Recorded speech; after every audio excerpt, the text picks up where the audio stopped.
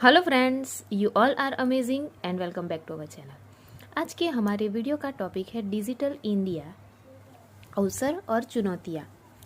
तकनीक के इस युग में डिजिटल क्रांति तेजी से हर क्षेत्र में बदलाव ला रही है। भारत सरकार द्वारा 1 जुलाई 2015 को शुरू किया गया डिजिटल इंडिया अभियान इसी दिशा में एक महत्वपूर्ण कदम है।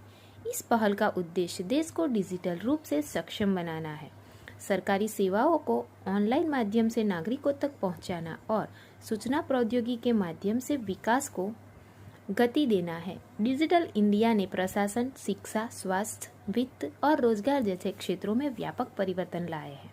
हालांकि इस अभियान की सफलता के लिए कई अवसरों और संभावनाओं के साथ साथ कुछ गंभीर चुनौतियों का समाधान करना भी आवश्यक है। डिजिटल इंडिया के अवसर। अब हम देखेंगे कि डिजिटल इंडिया में कौन कौन से अवसर हैं।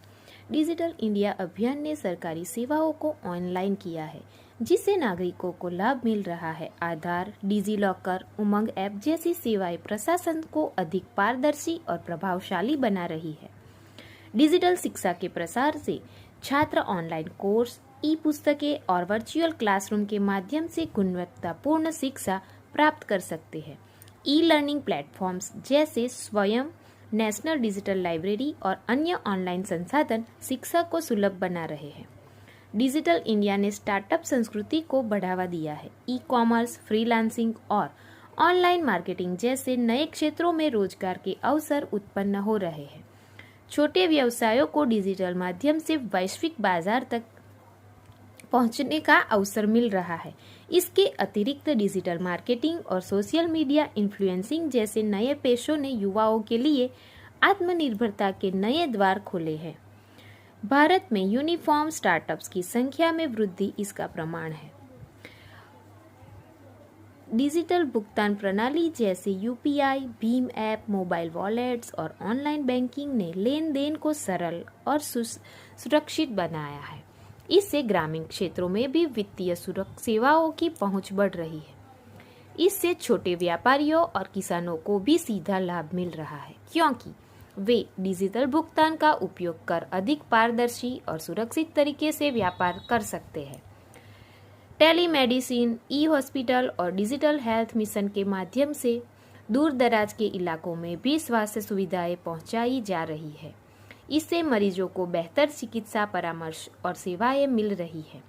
आर्टिफिशियल इंटेलिजेंस और मशीन लर्निंग के माध्यम से स्वास्थ्य डेटा का विश्लेषण किया जा रहा है, जिससे बीमारियों का शीघ्र निदान और व्यक्तिगत चिकित्सा योजना बनाना संभव हो रहा है। इसके अतिरिक्त डिजिटल इंडिया ने कृषि क्षेत्र में भी क्रांति ला दी है। किसान अब ई नाम प्लेटफॉर्म का उपयोग करके अपनी फसल को डिजिटल माध्यम से बेच सकते हैं और उचित मूल्य प्राप्त कर सकते हैं। स्मार्ट कृषि उपकरण, ड्रोन सर्वेक्षण और मोबाइल ऐप्स के माध्यम से किसानों को मौसम की जानकारी, उर्वरक उपयोग और सिंचाई से संबंधित महत्वपूर्ण सूचनाएं मिल रही है।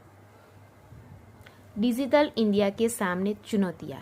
देश के कई ग्रामीण और पिछड़े इलाकों में अभी भी इंटरनेट कनेक्टिविटी की समस्या बनी हुई है, जिससे डिजिटल सेवाओं का लाभ सभी को नहीं मिल पा रहा।